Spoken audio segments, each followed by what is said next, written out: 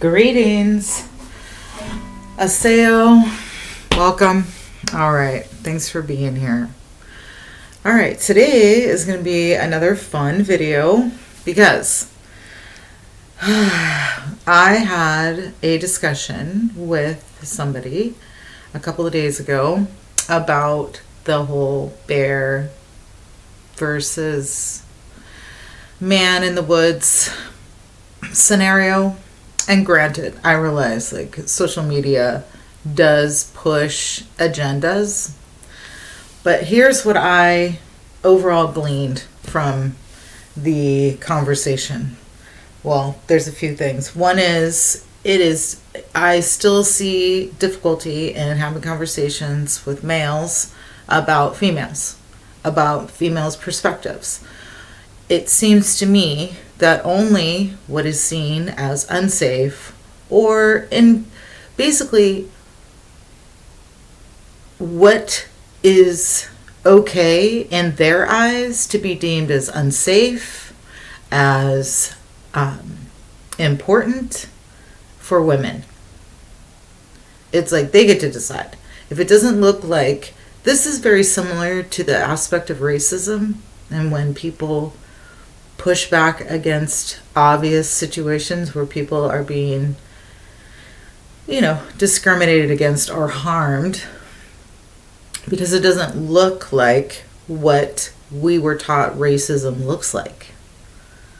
Where they're just like forms of abuse. It can be financial abuse, it can be ostracization, there could be attempts to sabotage, and those don't look like abuse or racism or sexism or any of these type of things, because it doesn't happen to men, or they don't perceive it as harmful. Males, they don't perceive it as harmful, or that what we perceive as harmful, we're exaggerating or we're perpetuating victim mentality. Victim mentality means when I'm responsible for something, yet I blame someone else. There is a difference there. That's my Irish coming through. Or my old pirate self, maybe. There is a difference between observation. It's like saying, I observe that the stores are full of people. And then you could say the stores are full of predominantly females. And then someone would be like, oh, so only females go shopping?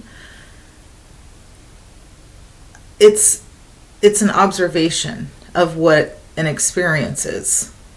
It's not related to claiming to be a victim. And to me, when somebody says that is victim mentality, my perception is that person who is saying that has trouble with the idea of taking responsibility on some level. That person specifically may not be responsible, but what I realize in this, what I've experienced, what I've seen, what I've witnessed, is that females will support females because they can relate to their experience. Males can support males because they relate to their experience. It seems that there is some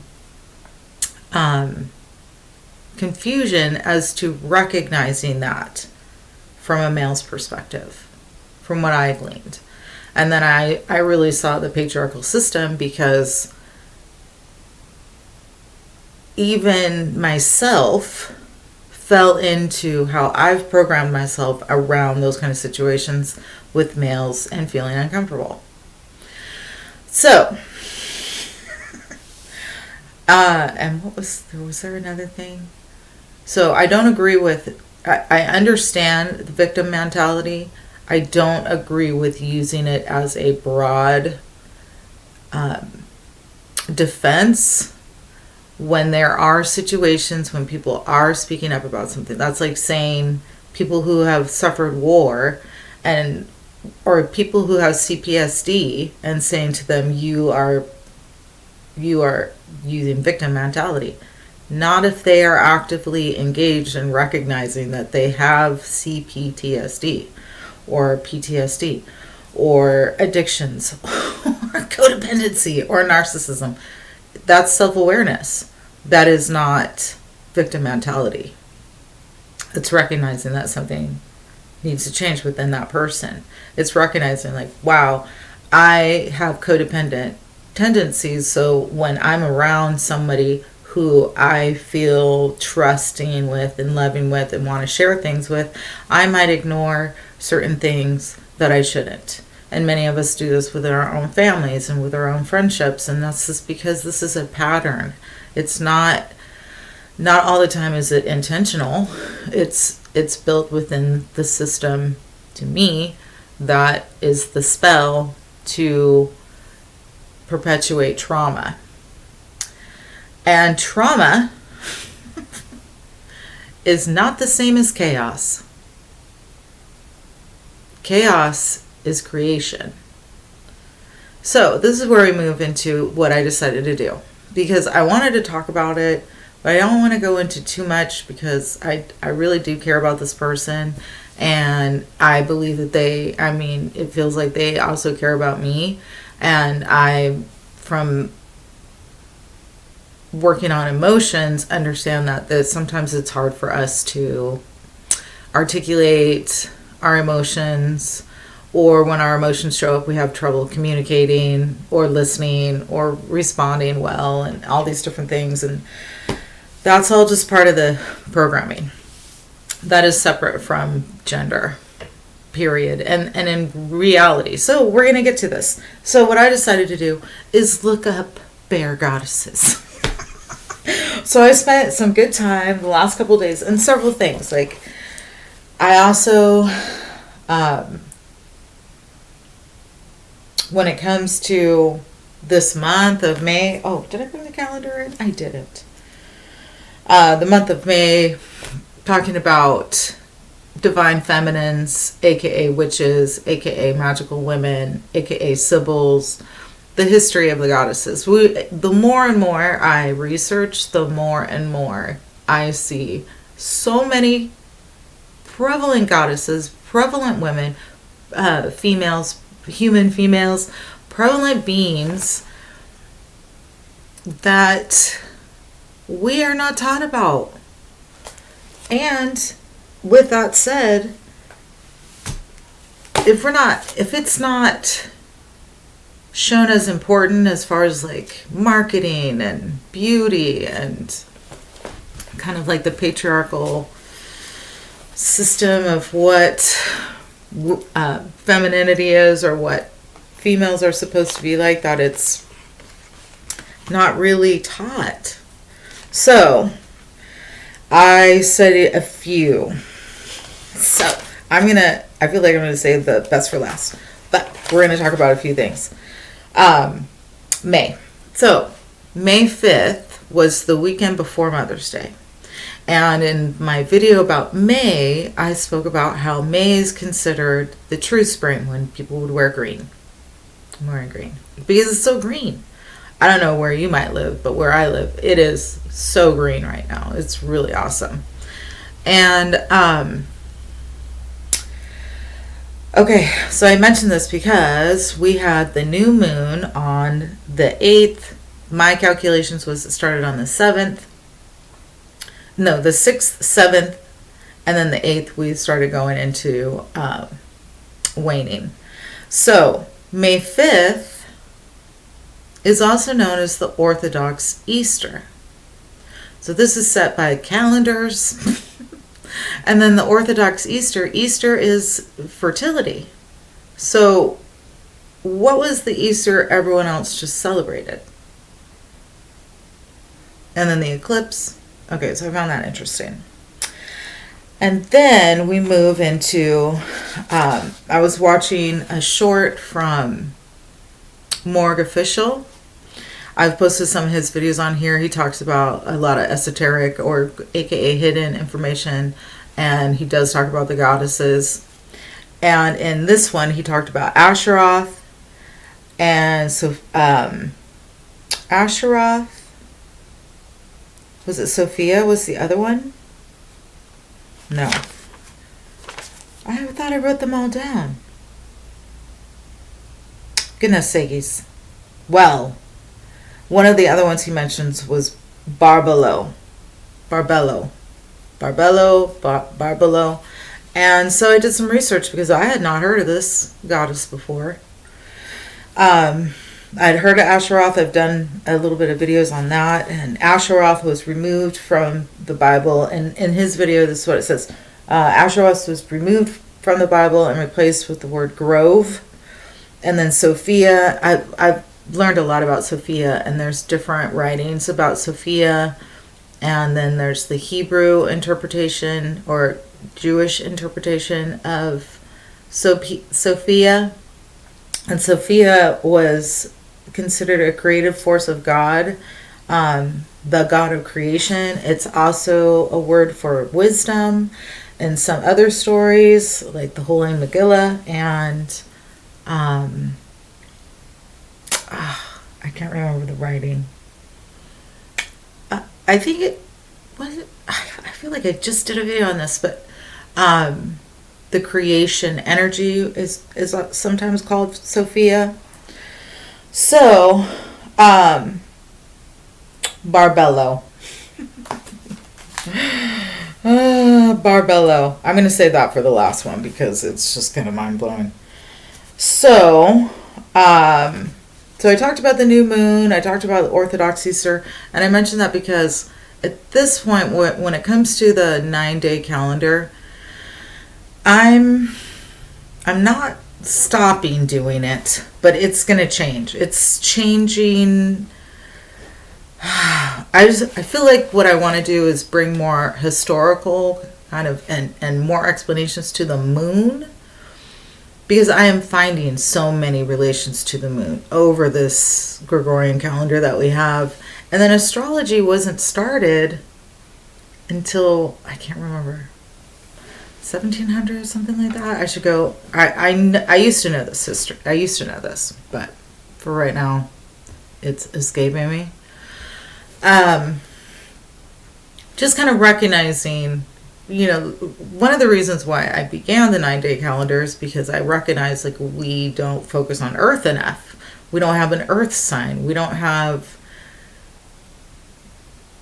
names. A lot of us don't have names. English has given us names that don't really relate to nature, whereas it seems as though even in the biblical texts that people were named for nature or something that related to Earth. And it seems that we have to come back, because as I was studying also animals and looking up about which animals, because one of the common animals that is misrepresented as being led by the male of that species is the horse. Because I thought, well, I think male horses are in charge of the herd. And horses are pack animals. Like most horses like to be in a herd. They like to be in a pack. They're similar to many other wild animals that like to be in. You have safety in that. We see that with most species in nature, including humans. Okay, so yeah, the alpha mare selects the beta male and then allows him to kind of lead, and then he will pick up like other males to help protect and procreate in the herd, but they are only completely allowed by the alpha mare. So that was really interesting. And then male seahorses are the ones, well, from what they tell us, are the ones who carry the eggs and give birth. But I also thought like almost everything in the ocean, in water, is female energy. And that might be my bias, because I just thought, oh, look at Mother Nature using water to like still let this feminine energy show up. So we'll come back to that too, because I feel like it relates to Barbello. Anyhow, okay. So when it comes to the moon and the astrology, I'm going to be studying it in a little bit of a different way. Coming back to that energy of getting messages or getting remembrances, which, by the way, one of the remembrances, we'll see what happens, is that there will be a connection to the Khalifa tribes and peoples of California and that part of this continent and the Hopi. We'll see. We'll see if that's true. I know the Hopi are fairly private. It's interesting. Okay, so yeah, that, the survey. Now we're coming back to the bears and the bear goddesses. So the survey, I will admit that there could have been plenty of females who chose a male over the bear, but there's no bait in that, right? There's no clickbait, so to speak, or there's no, and this is me. I'm totally recognizing, like, wow, I have a lot of emotions around this. I'm being triggered around this conversation. My nervous system is being triggered for logical reasons because of how the conversation went, but also for illogical reasons, which is, we didn't need to have that conversation. Like, my recognition of, like, how to keep my own nervous system in a good space is by not engaging in things that are unsafe or uncomfortable in a way that stimulates the nervous system, at least for right now. Turn on this light. There we go. Okay, so I was like, well, here's my joke. If it's true and the majority of women choose the bear, it's because she's feminine. It's because she's actually not masculine. No, I'm just kidding. I'm not kidding, and I am. Okay, so the first one that came up was Artio, the bear goddess Artio. She is a Celtic goddess associated with nature and fertility and represented as a bear or a woman in bearskin. Worshipped at least as far back as 2,000 years ago. It is believed that she slept during winter and reawakened as the plants and animals repopulated the land in spring. And then there are 4 other bear-linked deities, goddesses. Artemis. Many of us know about Artemis. So Artemis is the huntress. And so this also, I want to parallel the idea of feminism, because it is my theory, women, it would be the males that would need to embrace feminism as females, or embrace the idea of why feminism became a word. As we research the females and we see how many warriors there were, how many Amazons there were. In one of these stories, even if they're in Greece, they're considered Amazons. Amazons were all over the world. This is in California, in Asia, in parts of Europe and Africa. This is women warriors. Where do we get the definition of females and males? I feel like we get it from patriarchy.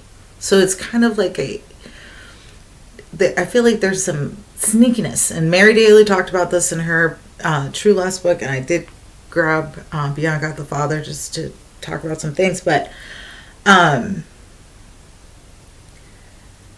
if females are first and they taught the ways, wouldn't we already embody all forms of equality within us?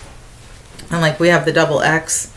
it's just, I'm not trying to be like, we're better than, but I'm just pointing out that my theory is that, I'm not pointing out, but I'm expressing my opinion and theory about the word feminism and how being female is feminism. Being female, however you exist, is showing up as feminism. You are expressing yourself as freely as possible in the situation you're in. It is to it because we live in a males dominated authoritarian world. It's sad. I hate to say this. Mother did tell me this. This was a message from Mother, because I was like, what? That it will take males who see women, or females, human females, who see us, as I've said before, start uplifting, listening to, creating platforms for. If it's social media, in the real life, it will be like we will see an uptick in like communication, wanting to know more about the females within the community and understand their stories more. We will see more of a community even supported in small and then to bigger groups in certain communities. And we're seeing this. We are starting to see this. We're seeing it almost secretly, or metaphysically, through the 4B movement, now coming, reverberating back to the Americas with the West 4B movement. But ultimately, it's about educating other females in those groups, where other females are educating each other about their experiences on how to make more money and how to change behaviors and recognize certain things. And that's awesome. Also, when that starts happening within the male communities, we will see a shift. Will we see that happen? I think so, because in the kind of like underlying authority of the female, it's a vibration. So that vibration will go out there, right? This is what okay. So, and I'm saying this because all of these goddesses are warriors. I think there's only one that even though she's a warrior, they're all pretty cool. Okay, so Artemis. And so, goddess of the wilderness, wild animals, nature, vegetation, childbirth, care of children, chastity. And this is where we start moving into some different perspectives, right? Because chastity, so it is said that she was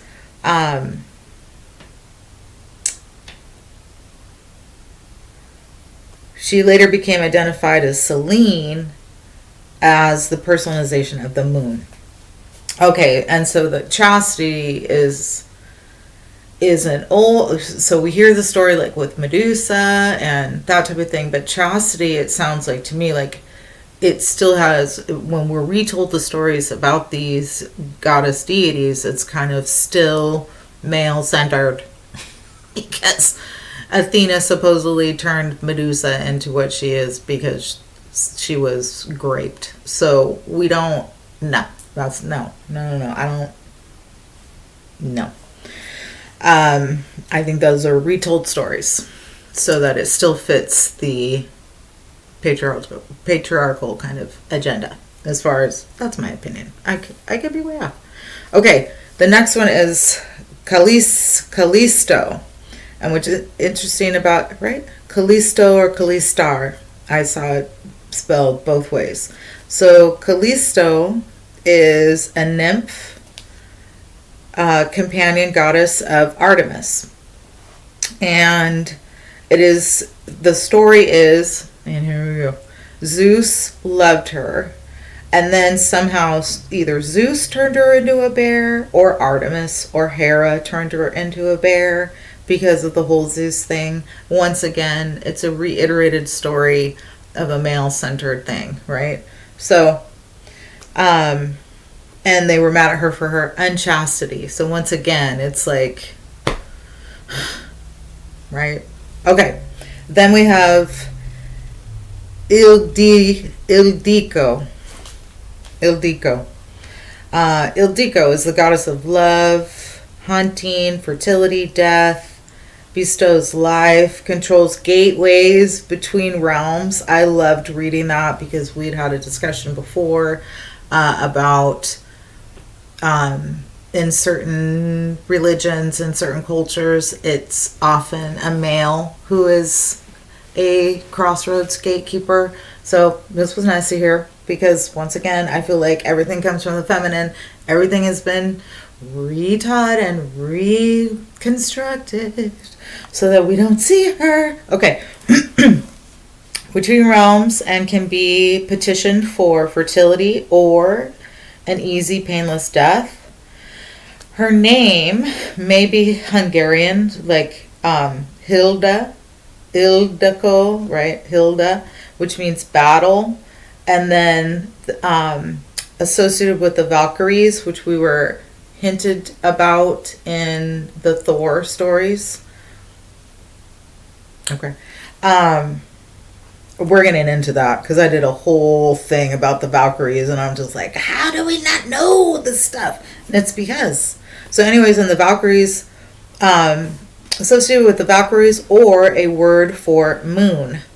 The name, supposedly Attila the Hun's wife's name was Ildiko, but they don't know if she was named after the goddess. She probably was the goddess or was named after because once again, we understand that a lot of males who were put in certain positions were put there because they were deemed, okay enough by the divine feminine. Okay, then we have, wait. Okay. And then she's a governess between heads of animals and hunting, and she protects both hunters. She governs between the needs of animals and hunters, protecting both from each other. So, like, she helps hunters and she helps the animals.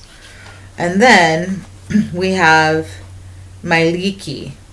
Myliki is a neutral goddess, a goddess of the forest. I don't know.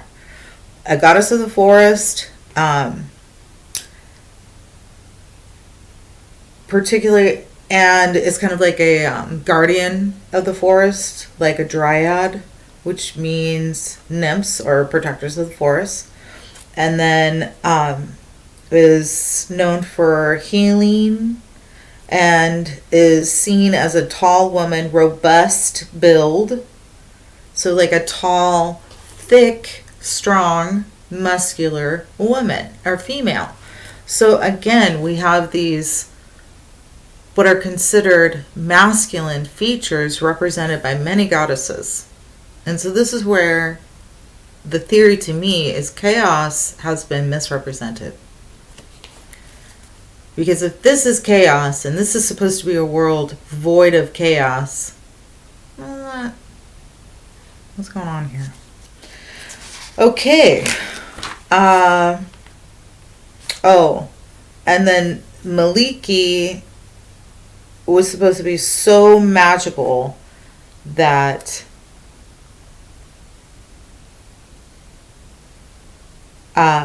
she could grow antlers from her head. She could be represented as having antlers coming from her forehead, not from the side like we see sometimes.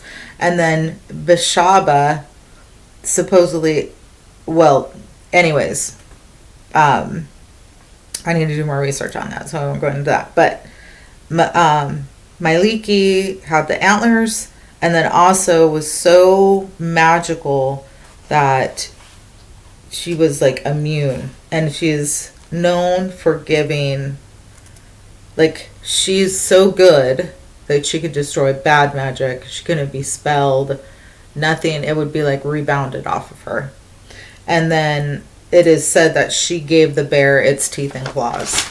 So it was just to represent the goddesses that represent bears and why we might choose them. Okay, so we move on to Barbelo to kind of conclude the goddesses. So Barbelo, wow, it was really awesome to read this one, because Barbelo is considered a supreme female principle, the single passive antecedent or house of creation. It's manifold. Wait, let me see, because my notes are all over the place. Okay. Oh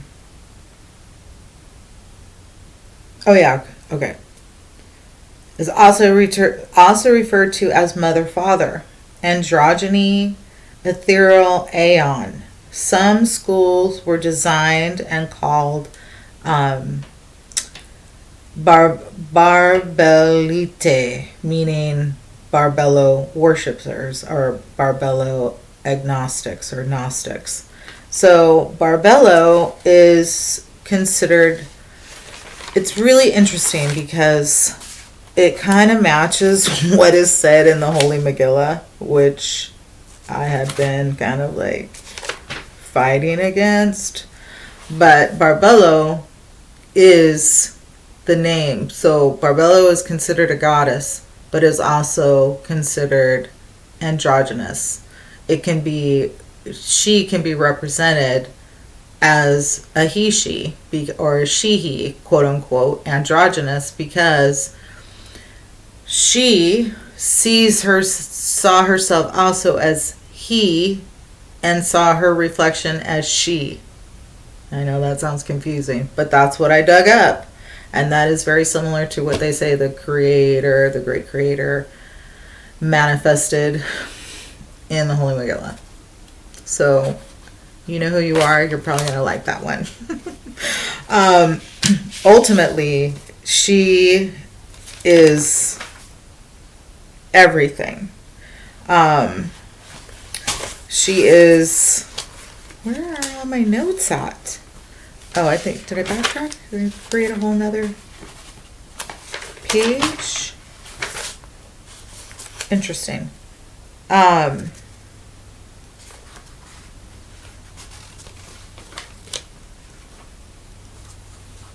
Yeah. Okay. I think that's mostly it. I mean, I read on and on my own, but I must not have wrote a bunch of notes. But that's what I read. I had read that she created herself also as himself reflecting herself. Pretty tricky. And just goes into like the mind of creator. Like, to me, as I've said before, creation is feminine. Yes, masculine creation exists as well, because masculine exists within the feminine. This is, for me, it's like, even in the spell of English, it's showing us. We say female. Male is still in the name, and phi, if you look at it, is like delta phi, right? Because it's how we were pronouncing it. Because it could be phi, it could be ph, even though I feel like that's a trick with phonetics. It should be phone. You know, how did we? Wait a second, right? Anyhow. And then we say fem, men, nin, right? So we have men in feminine, which was reminding us like the original meaning of the word men. So we see these hints as to the polarity that we live in, and how we and the world have been patternized and like put in this description of how things are without including these stories about the great mothers and their incredibleness. Okay. Is that everything I want to talk about? Yeah. Okay. So, I think that's it for today's video, which is perfect. I was hoping it wouldn't be too long. Yeah. There you go. Bears. Bear with me. But don't bear the burden. Okay, a little bit of music before I go. So, this is interesting. I just, oh, it's still good. Okay. I just replaced one of the strings.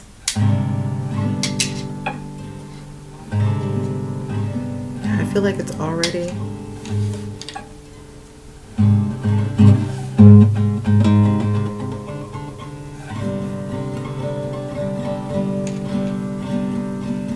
We'll just play the bottom parts.